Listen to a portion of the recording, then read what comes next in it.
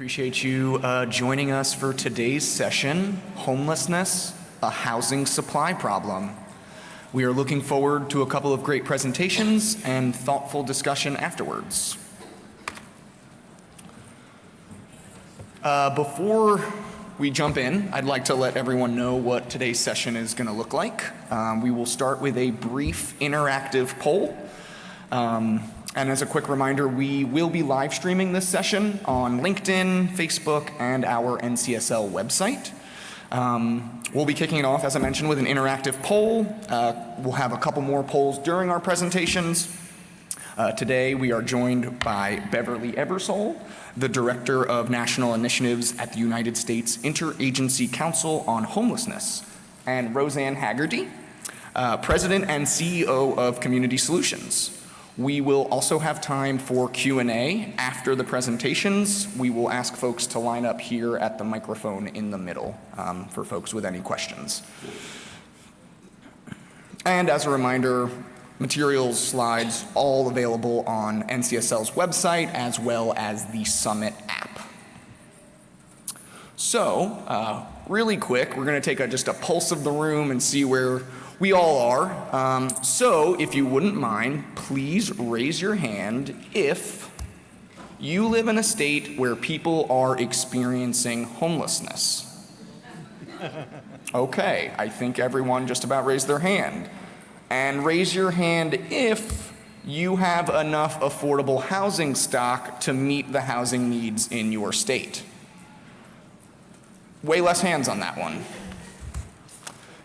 And please raise your hand if you think these two issues are related. Seems about right. Last question, you're eager and ready to hear more about these issues and strategies to reduce homelessness. Okay, not as many as I maybe like to see, no. Again, just want to reintroduce our wonderful speakers we have with us today. Beverly Ebersole has extensive experience building local partnerships to end homelessness and has held leadership roles in supportive housing development and service design, delivery, and coordination. Her background includes capacity building and technical assistance with HUD grantees, strategic planning, and restructuring of continuums of care, as well as convening stakeholders to promote the alignment of resources for persons experiencing homelessness with an emphasis on developing permanent supportive housing. Bev holds an MSW from Wayne State University. Additionally, Roseanne Haggerty, President and Chief Executive Officer of Community Solutions, is an internationally recognized leader in developing innovative strategies to end homelessness. Community Solutions assists communities throughout the United States and internationally in implementing systems that measurably end homelessness and change the conditions that produce it. Their large-scale initiatives include the 100,000 Homes campaign and Built for Zero. Earlier, Roseanne founded and led Common Ground Community, a pioneer in the development of supportive housing models and other research-based practices that end homelessness. And with that, I will pass it off to Bev. Thank you very much.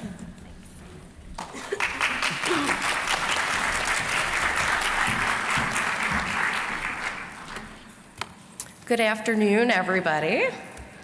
As Cameron mentioned, Bev Ebersole with USICH. I want to say thank you to NCSL for the opportunity to share the work of USICH and to be able to bridge and make new partnerships with legislators and their staff across the country. I hope that my team and myself can be a resource to you moving forward after today's presentation. I'm going to be sharing quite a bit of information with you. I'm going to kind of move through it quickly, and as Cameron said, there will be time for questions, certainly time after the event, and certainly people can follow up with USICH pending that work. So a little bit about USICH. We're the only federal agency solely dedicated to ending homelessness. We coordinate the federal response across 19 federal agencies to create and catalyze implementation of the federal strategic plan to end homelessness. We work with all levels of government and partners in the community, private sector, and philanthropy to advance the strategies of the plan. Currently, our council is led by Secretary from the Veterans Administration, Secretary Dennis McDonough, and Vice Chair HHS Secretary Xavier Becerra. Our council members, Our council members, actually all 19 federal agencies in the cabinet, meet quarterly to discuss the issue of homelessness, and we have our policy team leading that work. So a little bit about how we got here. So the plan, all in, the federal strategic plan, was critical to us that we have an inclusive, informed, and collaborative development process. So the team at USICH hosted 80 listening sessions and received tech issues, sorry guys, all right. And received more than 1,500 public comments, giving us the opportunity to have input from thousands of people across the country, representing local and state government, tribes and territories, national partner organizations, advocates, and more than 500 individuals with current or past lived experience.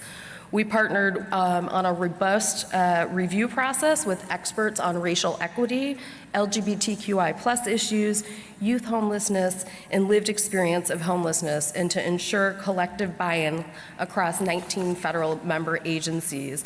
We had a federal partner review process whereby we received and resolved nearly 2,000 comments over several review processes and phases. So, what we heard, we received a lot of input, and there were clear challenges as well as opportunities that rose to the forefront. We heard a lot about the severe shortage of safe, affordable, and accessible housing due to factors such as NIMBYism, NIMBY opposition, and the growing effect of climate change. We heard about the wages that income that income could not keep up with the rising cost of rent and the disproportionate impact of housing unaffordability. And we also heard equally about the inadequate access to and availability of culturally appropriate supports and services, resulting in more and more people becoming homeless, making it harder for people to exit homelessness, and increasing the likelihood of people returning to homelessness. This growing coincidence of unsheltered homelessness has increased its visibility, leading to harmful narratives and an alarming increase in laws and ordinances that criminalize homelessness. This work, especially the work on the front lines, it's hard, it's relentless. There is an extreme fatigue that has led to even higher than normal turnover, creating even greater strain on an already limited capacity to the system. While these challenges will be hard to overcome, there are also opportunities that can be leveraged in our efforts to prevent and end homelessness, and there's lots of hope. There have been unprecedented levels of investment, as many of you know, through the CARES Act and the American Rescue Plan, and we've seen demonstrated commitment to the Housing Supply Action Plan and other government-wide efforts to transform systems, including the National Mental Health Strategy and the National Drug Control Strategy. We've also learned so much through the partnerships and approaches necessitated due to our response to the global pandemic, including, and many of you hopefully in your states have done some of this, the conversion of previously vacant hotels to non-congregate shelter or housing, significant investment in housing choice vouchers, the launch of emergency rental assistance, and the provision of direct cash transfers.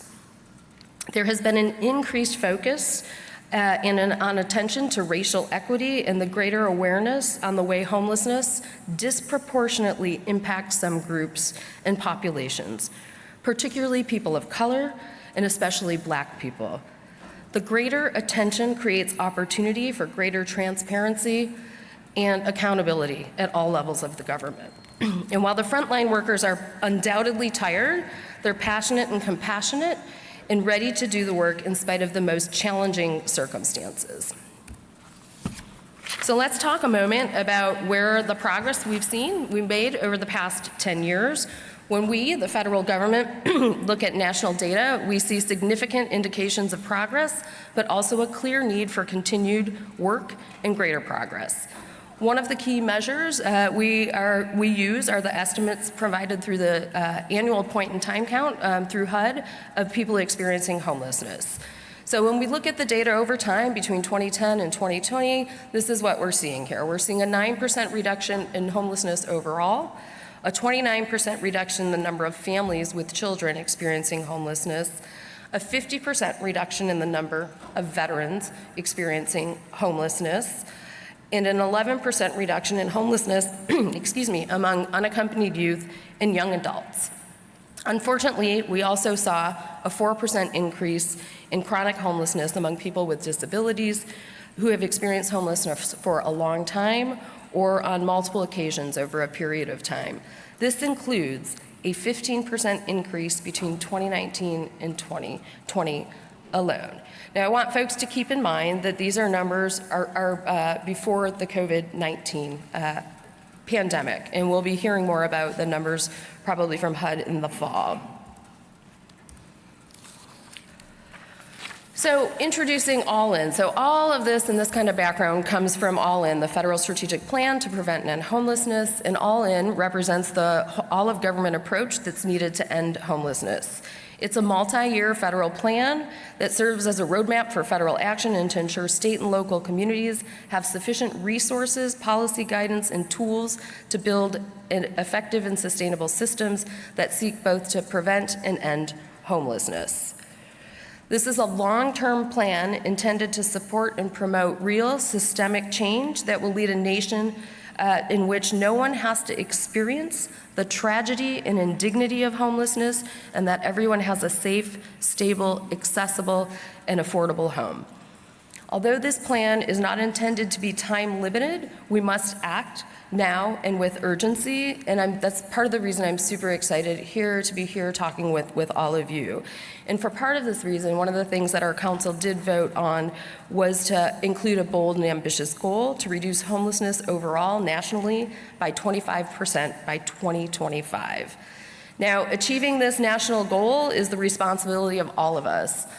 Collectively, government, public systems, in partnership with the private sector and philanthropy. We cannot rely on the homeless response system alone. We know that for some communities, this goal will be incredibly challenging. But we also know while other communities are already on their way to exceeding it, and we'll hear a little bit probably about that from some of the work that Roseanne and her team have been leading. So achieving the vision for future means a pursuit towards housing justice through the transformation of systems and institutions that have historically left far too many people behind.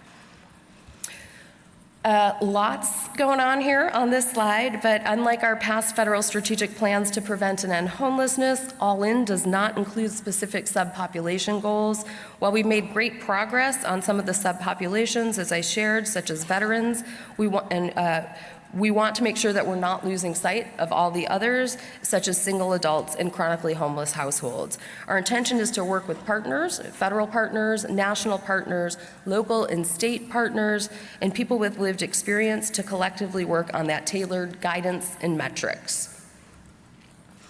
So All In is built around 6 pillars, 3 foundations: equity, evidence, and collaboration, and 3 solutions: housing and supports, homelessness response, and prevention.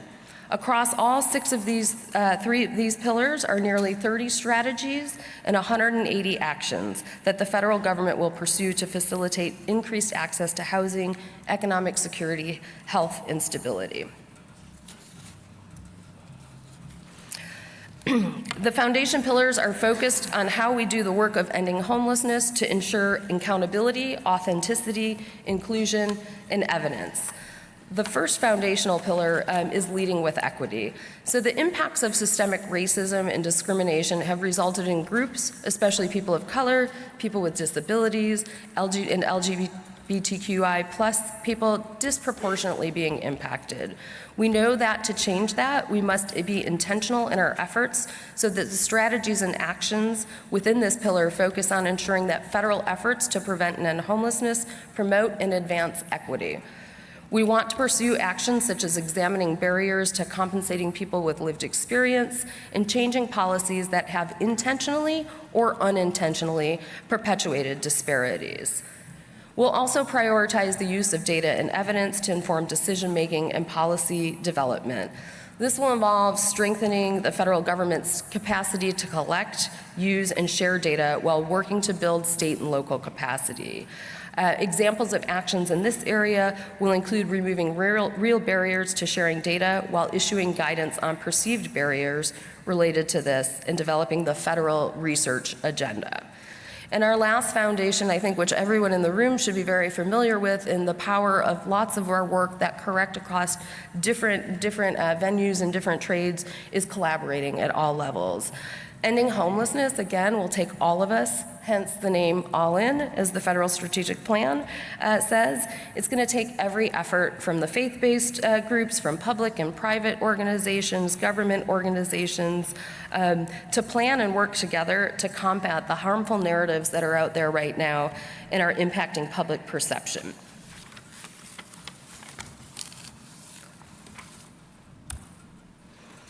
So just going to highlight a couple of solutions, and I'm going to keep us moving so I stay within my time.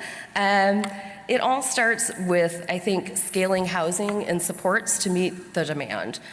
So there's no question that the fundamental solution to homelessness is housing, and that this pillar focuses on strategies and actions to increase the supply of affordable and accessible housing and ensuring that we're maximizing the use of existing housing assistance using a housing-first approach. So we're going to be working across the federal government to invest in peer-led evidence-based housing and service delivery, such as harm reduction. The other two solutions pillars are really around improving the homeless service response systems, which deals directly with providers in the field and connecting, kind of targeting some of those resources.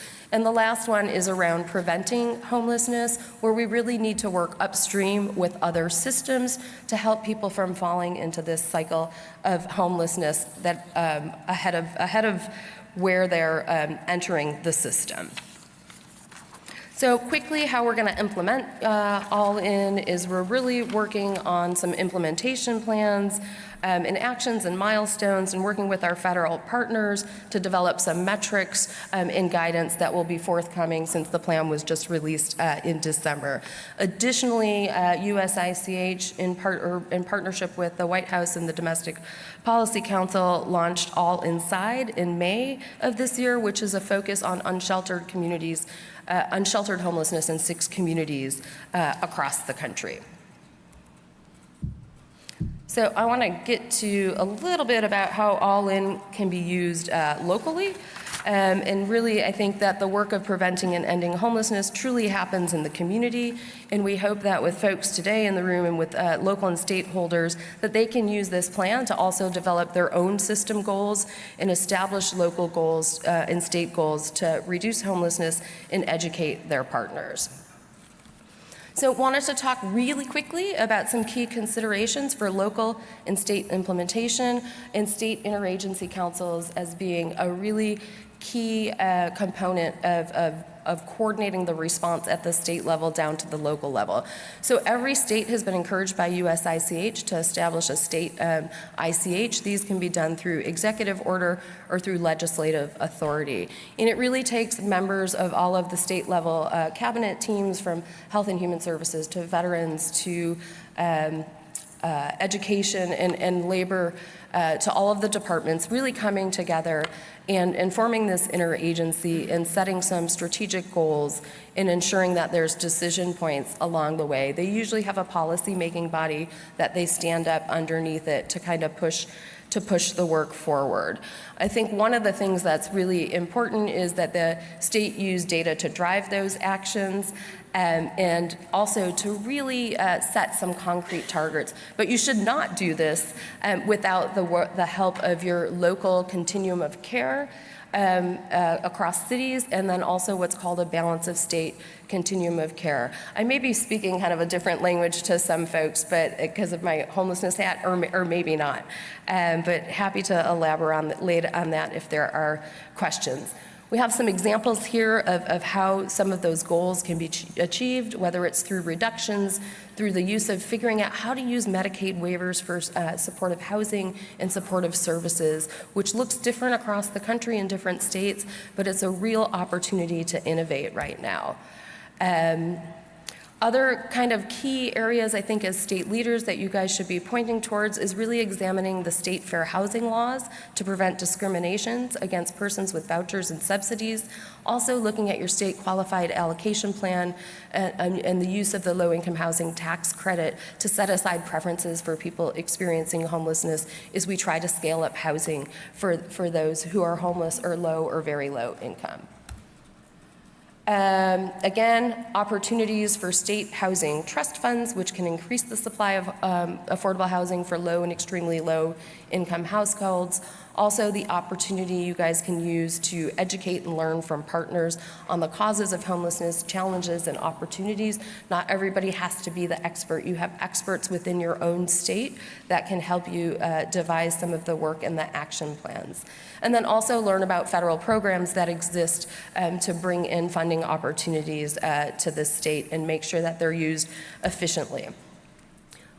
Quick hit list of, these are examples of state interagencies across the country. Again, some are led by, put together through executive order, some through legislation.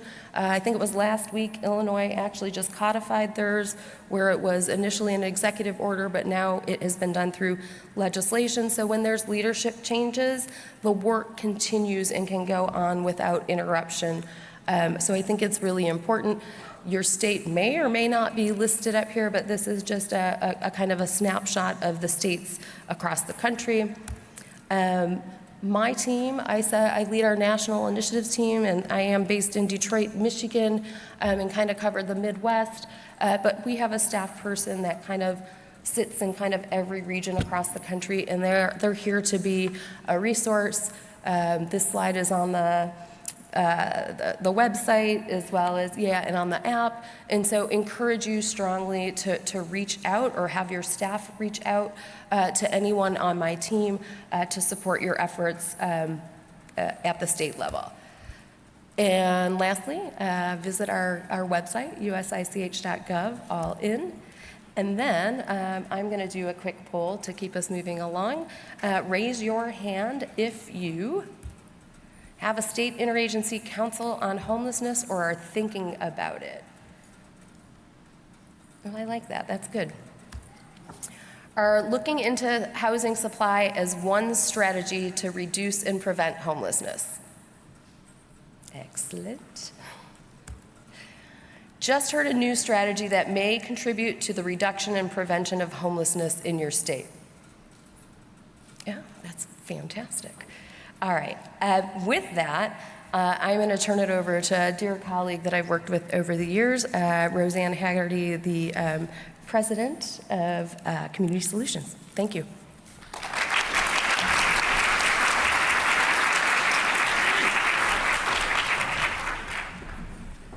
Thank you, Bev, and it's a real delight to be here. We don't often interact with state legislators, and so I'm hoping to learn as much from you and your questions as I think Bev and I are just equally appreciative of the chance to talk about our work.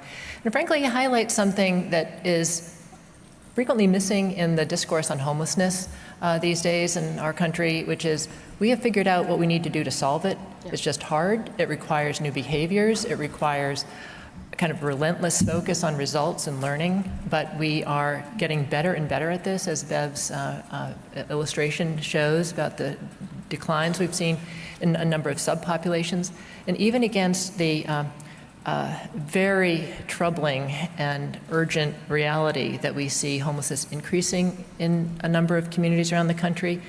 I think it's really a call to all of us to just step up and make the kinds of commitments to shift the ways we work that we know correspond with the progress that many communities are seeing. So Let me give you a little bit of a highlight and high-level view of community solutions work. We're a not-for-profit working now in 105 communities around the United States. A community is typically defined by what's called a continuum of care. Many of you may be familiar with that, but it's the region that applies for and distributes HUD funding for homelessness. And importantly, because at the end of the day, this is all about avoiding and ending individual suffering. More than 161,000 people have been housed by communities who are working with us in this very disciplined, system-building way. And 14 of those communities have ended homelessness by a standard we call functional zero. They've learned how to both resolve and stay ahead of new incoming homelessness for one or more subpopulations, typically veterans or the chronically homeless. And as I'll say a little bit farther on in my remarks, what we have found is the kind of the foundational capability that allows communities to move from earnest effort to really driving reductions is having this line of sight into knowing every individual and family experiencing homelessness by name in real time. That I think we see in so many areas of life now. The better the information, that's the key to progress and to winning against complex issues. And we're excited that 44 communities are now showing measurable reductions in one or more subpopulations. So, to say a bit more about Built for Zero, the network that our organization supports of communities who voluntarily have joined this effort to really change the way they work, to implement a rigorous whole-of-community response to this issue toward getting to this standard of functional zero homelessness. We are working with communities of every shape and size, every typology, every political leaning. It is truly a bipartisan, I think, call to action for our country, that we can learn to solve complex problems like this together, and we see so many different communities who are stepping up and showing that this is possible. I think what is maybe drawing all of these communities to voluntarily do this work is that they are animated by this question that really drives all of us doing this work together and kind of learning in public what it's going to take to figure this out. Like, are all of our programs and investments adding up to the thing we really want, which is fewer people experiencing homelessness? And knowing that this is not going to happen overnight, but being confident that we can build a system that delivers this result and holds this aspiration in place. And we also know that homelessness is a dynamic problem. It's going to look different today than it looked yesterday. It's going to look different tomorrow and next week in every community. People move in and out of housing crises, and can we learn to prevent them? Can we learn to be better and better at this work and to quickly let go of things that aren't working and do more of what is? And so it's very much a mindset shift that I think is represented by these communities who have stepped into this space of actually committing to an end state and the work of learning how to get there. What we've learned already, and what's behind the progress that these communities have made who are either at functional zero or are showing measurable reductions, is that a community needs to have 5 things in place. And I think, and I'll say more about this in terms of the state level role, but you could substitute having an effective housing system for having an effective emergency management system or having an effective anything. You need everybody who holds the resources, the rules, the relationships that are key to progress across your community, all committed to the same aim. Like, are we working toward the same result? Are we measuring progress in the same way? And I'd say that this may be the hardest thing to achieve. It requires some real facilitation and a real leap of faith and commitment to the common good and being willing to work beyond your agency's mandate or beyond your program's contract or your agency's mission to really serve a whole population level result. And so it's really starts with, like, are we going to do this together, and the commitment to that and how we measure progress together. Then you need folks from different agencies to really see themselves and to operate as part of a nimble and adaptive team to what can you do? What can you do? Like, what's your role here? There are examples throughout many other sectors of of industries learning to work in this way. And the work of my organization, Community Solutions, is really to help facilitate this process, do this training, and create a network of support around all of these communities to reinforce these different behaviors and this different way of working. As I mentioned earlier, the key, almost the common language of collaboration and what holds groups together is creating kind of a shared picture of reality, going out and pooling information, doing the outreach to make sure everyone is accounted for, and building this shared data set of who are we talking about in our community who's experiencing homelessness, along with the ability to update that at least monthly, so you're working with real-time data and solving and learning on a real-time basis. We've also found, and this goes to the types of housing communities need, not just the types of services and the attitude of people working on the issue. You need to build in as much flexibility as possible. I think all of us working in the response to homelessness space have spent many years frustrated that we're often encountering people in crisis with like, well, here's what we have, and it's often not a match with what they need. And so the more you can create flexibility, that's where the opportunity for real shifts come. And then I mentioned that Built for Zero is organized as a network.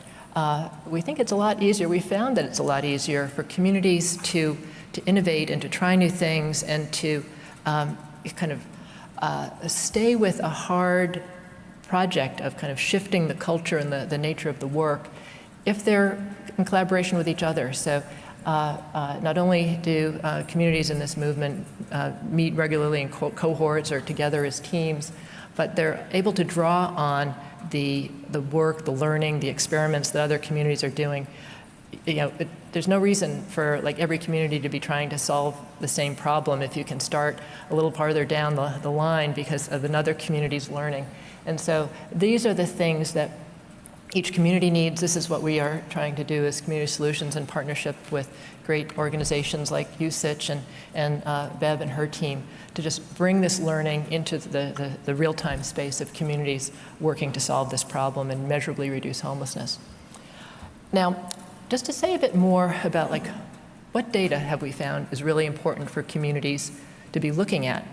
Well, the key we find is for everyone who has a role to play in the community on like week after week, working this problem down and adjusting what they're doing, following up with people who need assistance moving through the process of becoming rehoused or being diverted from entering into homelessness in the first place, is everybody needs to see the same dynamic picture of this issue. How many people are actively homeless? And then to be able to pull that data apart in terms of inflow and outflow.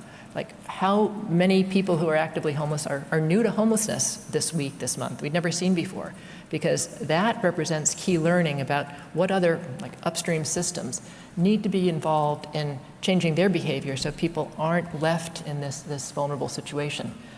You also need to be able to see how many people have returned to homelessness after having been helped in the past, because that gives you another set of problems to solve and another set of opportunities to strengthen your system. Like, do you need to provide more support to landlords if people have been housed and have lost their housing? Do you need to do a better job of matching people with other kind of situations that will be more effective for them and allow them to sustain their housing? And then lastly, you have to be tracking who did we help at some time in the past who kind of went off the radar screen and is now back seeking assistance, because it's important to learn what that individual or family attempted to do to solve their own problem and what additional and stronger support perhaps can lead to a new solution for that family and then or individual. And then on the outflow side, we're helping communities learn how to accelerate their housing placements, how to take friction out of the process of getting people reconnected with the home. And also how many people who we have assisted among our organizations we're no longer seeing come for services. It means that perhaps they've resolved homelessness on their own, but a good data system will keep track of them should they return and need more help. And so it's a constant learning loop. And basically, I think what has been so revolutionary is to help communities have a real-time picture of a dynamic problem rather than to use guesswork or an estimate that came from last year. This allows you to keep ahead of what's working and kind of titrate and adjust what you're doing to be doing more of what's working, doing less of what isn't. And so what could this mean for states? Well, we have the experience now, in addition to our 105 local communities, really at the request of 3 states, we're working with them at the state level to essentially help them align all of their state level activity to follow that shared aim. So all of the state agencies working toward the same goal, helping communities to actually clear barriers, what state policy or resources or information could enable communities to move faster if there was alignment both across state agencies and between cities and counties in the state. And so we're helping communities states to put together statewide kind of operations groups, to almost command center type structures to help local communities clear the path of their barriers to reducing and ending homelessness, and to make sure state agency activities are all aligned toward that common measurable goal of fewer people experiencing homelessness. Data standards that really direct and enable communities to more easily and seamlessly collect the data I described, all privacy protected, but usable by the key organizations who have a role to play in holding each other accountable for getting people back into housing or preventing their homelessness in the first place. There's this, I think, powerful inversion we're seeing in the state level work of state agencies no longer necessarily creating here's the new program that we're going to introduce on homelessness, but actually consulting with communities about what will make it go faster in your county or in your COC, and how do we kind of play that role of path clearer. And then I mentioned this backbone infrastructure, or whether it's the command center model, but just having a council at the state level that is constantly meeting with each other to keep state policy aligned and be dynamic in its response to what the local opportunities are for progress. And then part of this, as Bev described, and with such important data, we find that across the country, there's such disproportionality in the experience of especially Black and Native Americans who are affected by homelessness, and that we are just having to keep our eye on our responses equitable, or how are they landing for groups who have suffered discrimination of so many forms, because we're not going to overcome homelessness as a community, as a state, as a country, if we don't keep these racial equity issues very centered as part of the ongoing challenge of building systems that work equitably for all. And so we'd be happy to answer any questions in the Q&A, but we are very excited at the promise of this state level work and how it's helping individual communities move a lot faster. It's especially true in places that we've been working a year or more, Colorado and Maine in particular. And so we're excited to learn more about how this issue is presenting itself in your legislatures, and how this kind of state-level backbone role might be a direction that you can recommend and pursue. Thank you, and look forward to answering your questions.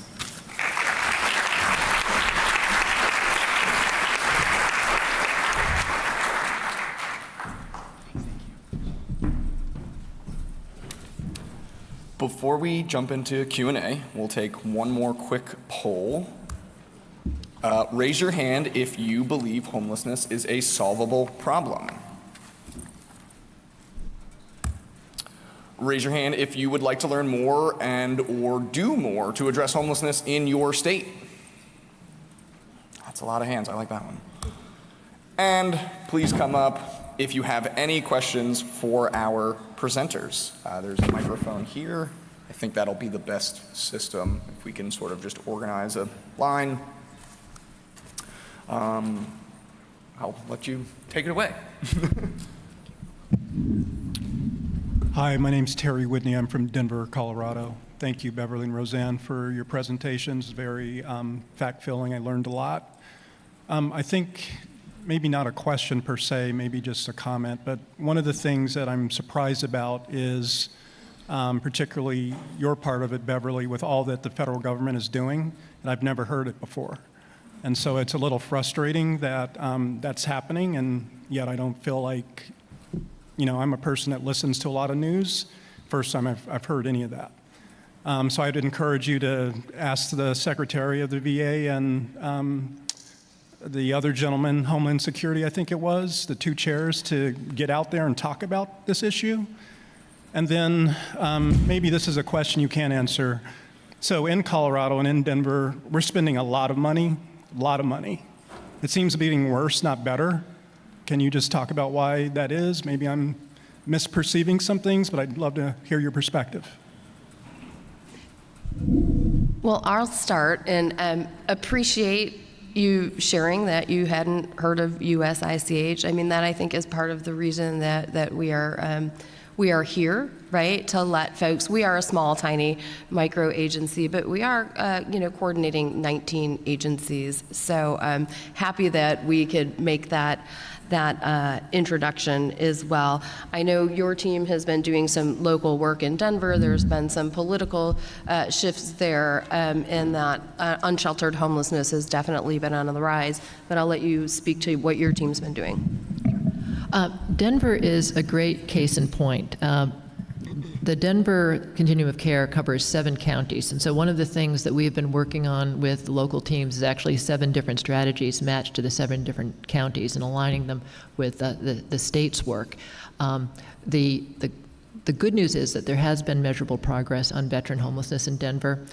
It's often the case that when we're working with communities to really shift the way they work, starting with one subpopulation, like veterans or the chronic homeless, so that groups can learn to work in this new way.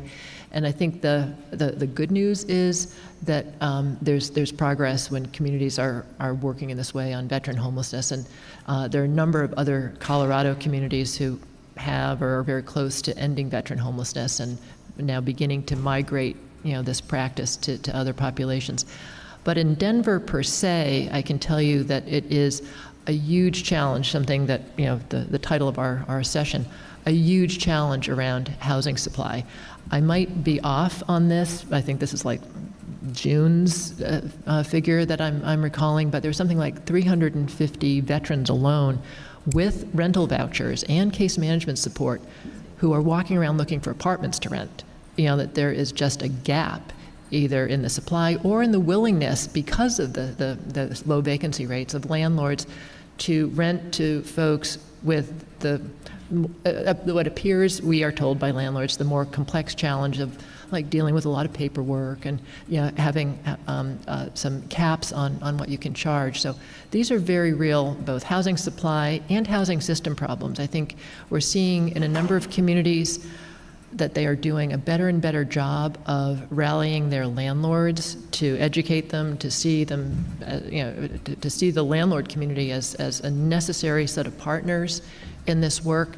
But housing supply and I think the challenge of engaging landlords in working to house folks who may be more perceived as more complicated to work with are the particular challenges we're working with Denver on. We've actually, with Denver, I think we've bought 4 buildings, actually, with a social impact real estate fund that we've created with some of our funders to really try to both preserve affordable housing and open up opportunities like become the landlord to help shrink that gap. Yeah, and I'll just lastly add before our next question, I think that just reminded me, Roseanne, that Denver has some great providers who've actually been leading some of the work on housing with federally qualified health centers and permanent supportive housing to serve individuals with complex needs. They've been a leader on that work nationally. Representative Devendorf from Michigan.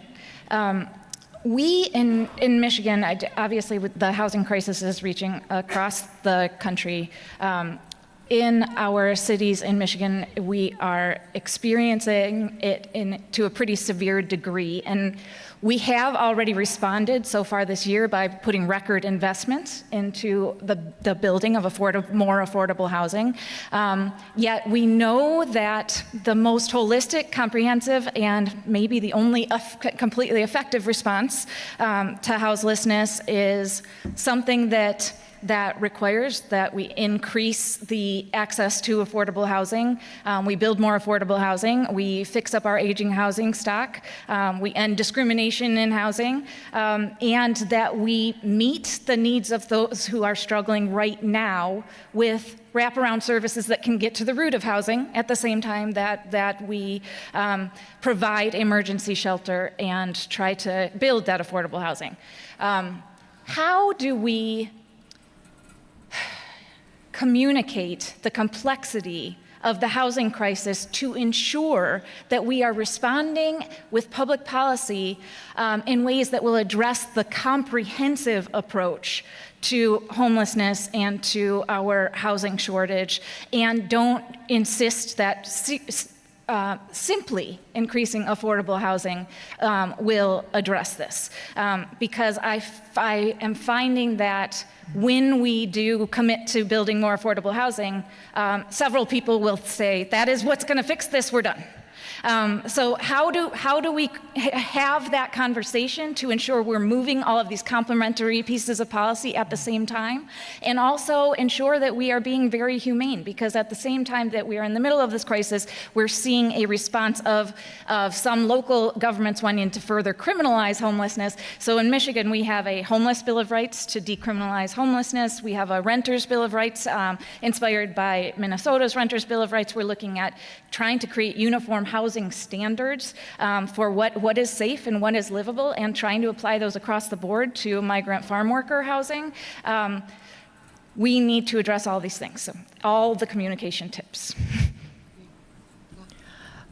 Well, your question is spot on, and that's why I think I took some liberties with the theme here, which is housing supply.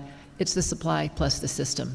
I mean, the communities that have housed 161,000 people, like, that hasn't meant new units. That means optimizing the housing they have and recognizing, as you pointed out, like, even if housing magically appeared like everywhere, there would still be those individuals with special needs who get left out of the housing musical chairs game, and like, we need systems that see that everyone has an opportunity to live in a decent, stable home. And that means somebody's got to be in charge of making all of these complex elements come together.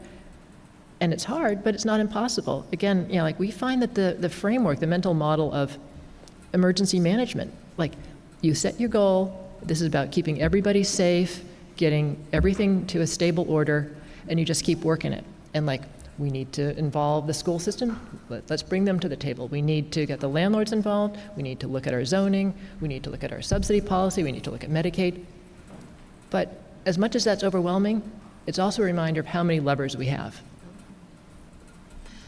Yeah, and I think I would also just add on the front that what we've been looking at, and haven't delved into it as deeply over the years I've been at USICH, is this prevention front too. How do we prevent people from coming into the homeless service system? How do we work a little bit more upstream to target them where, blindly, I'll use an example where that $600 of rental or assistance or car repair can prevent them from becoming homeless in the future. And I think it's hard. We've been trying to, at the federal level, and I think through some of our partners, it's hard to, I think, predict some of that. And so I know that some of our team have been looking at working with different researchers to look a little bit more at the prevention side of it, but it's also all of those things. We need to be doing all of them to scale up. Hi, I'm Michelle Boslin. I'm a state representative from Vermont, and we have a part-time legislature, and since June I've been working as a case manager at a homeless shelter. And one of the things that I found is that I mean, I knew this already. We have an extraordinary shortage of housing at every level for market-based rents, for college students, for retired, you name it, we don't have enough housing. And I have individuals who have Section 8 vouchers who cannot find a single place to rent. And when there comes a place that's open, the landlord gets to cherry pick and say, oh, we're having an open house, put in your application, and then they have 20 or 30 people, and how often are they going to choose the person who's transitioning out of homelessness? In my experience so far this summer, never. So here's the question. What can we actually do to build affordable housing in the least expensive way? I mean, I know in my state we have some tiny home communities that were built up in Burlington. You know, we've talked about building mobile home parks. Whenever we do public housing projects, they cost millions and millions of dollars in 4 or 5 years, and plus there's massive protest around them. So what do you advise from your knowledge around the US of the most or several suggestions of cost-effective ways that we can increase our housing stock quickly in a way that will be accessible? Couple of things, and we work with Burlington and Chittenden County, so I have a little bit of a sense of you know, what the challenges are in Vermont, and I live in New Hampshire, so fairly similar. Well, I think it's often not even thought of, but work on preserving what you have. I mean, one of the things that is true in Vermont with so many rural areas is the 515 rental program of the USDA. A lot of those projects are pretty vulnerable because they lose their subsidy for tenants after the mortgage is paid off. That's something that I think is in front of Congress right now, just to kind of realign that so people don't lose their housing further. One of the interesting things, I was actually speaking, I think just before the floods, with someone at the USDA regional office about the fact that the USDA can fund assisted living, dormitories, a lot of facilities, and in fact, a lot of facilities that have been built in Vermont and New Hampshire that are kind of fragile, like several colleges, like no longer need their dorms, things like that. And so there are some assets that happen to exist in Vermont right now that could be a little bit of a short-term contribution. But in terms of the speed to execute new housing, I think ADUs are becoming more popular, but there is no magic bullet. I think what we have seen is that it's worth this effort of recruiting landlords. People tend to give up early, like, oh, there's no housing anywhere. Well, it's interesting that we have seen a lot of communities find landlords who then found other landlords to help out if you can quantify what you need. Like we've got 11 veterans with vouchers. Can we round up 11 landlords? And so it's kind of bits and pieces right now. We need much more sweeping change. But I think the message to leave you with is, those bits and pieces matter to people, and it builds new muscle in communities that we actually can problem solve a bit at a time. Yeah, I think having those direct asks with the landlord recruitment works really, really well, right? Like you need X amount of units for this many veterans or X amount of units for this many families. I think there's also been some great work happening, I think Vermont, but also in Maine, I mentioned earlier, and it moves it a little bit quicker, but I think you need to be approaching all of these strategies and not one. There's not a silver bullet, but is the hotel conversions that were done, some of those to shelter, but a lot of them went to permanent supportive housing opportunities.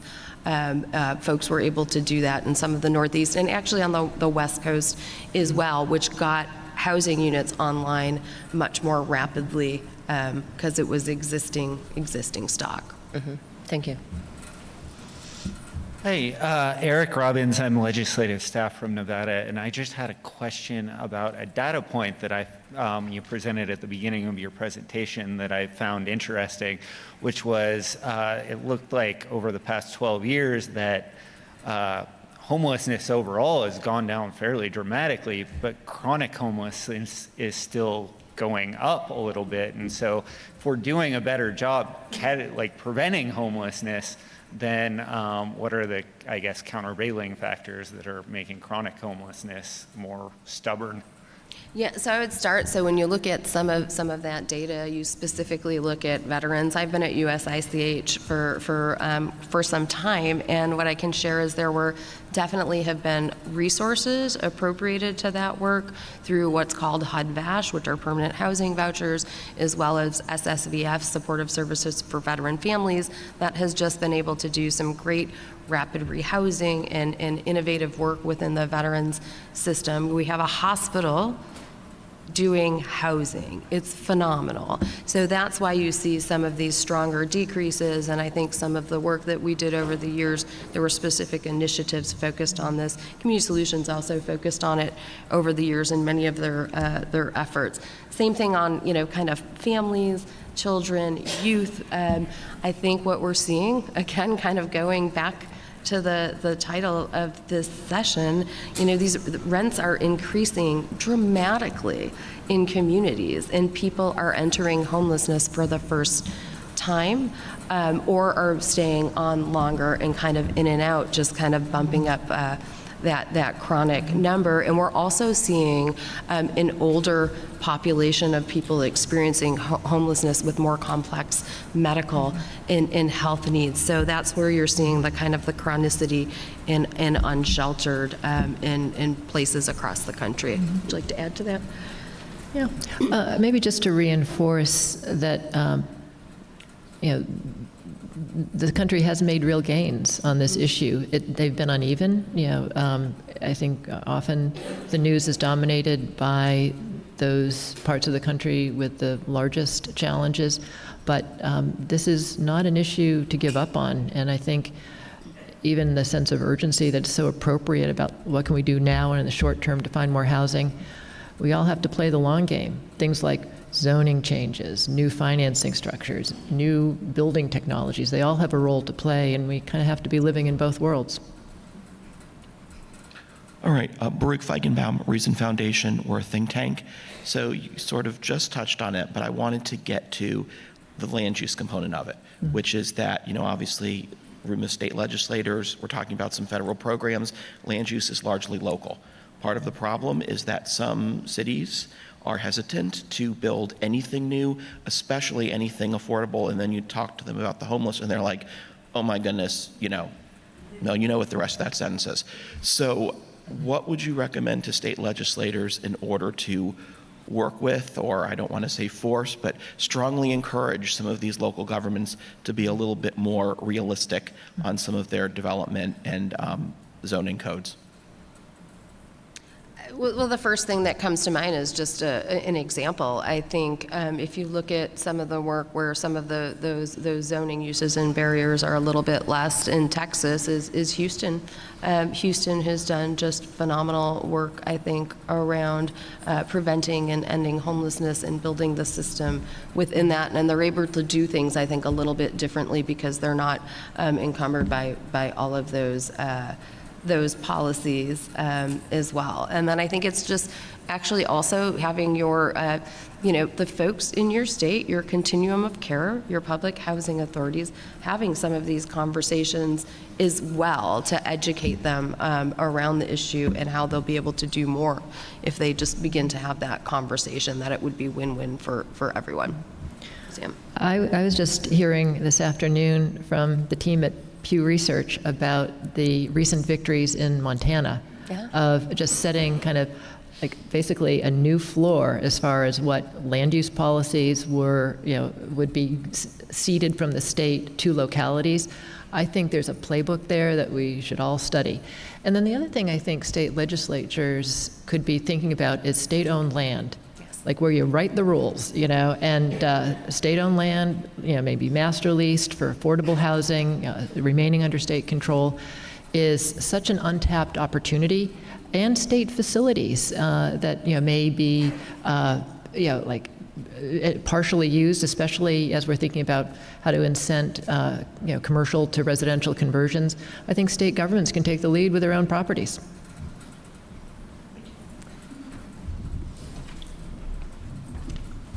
Thank you, Bev. Thank you, Roseanne. Thank you to all of you for joining us. Before we close out, I'd just like to share some NCSL resources with you. Again, this is on the website, on the app. You'll be able to access this. We have a housing and homelessness database. We have a youth homelessness overview page. We have a recently published youth and young adult homelessness options to improve access to services.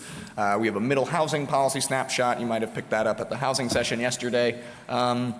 So please, if you have any other questions for us, for NCSL, please let us know.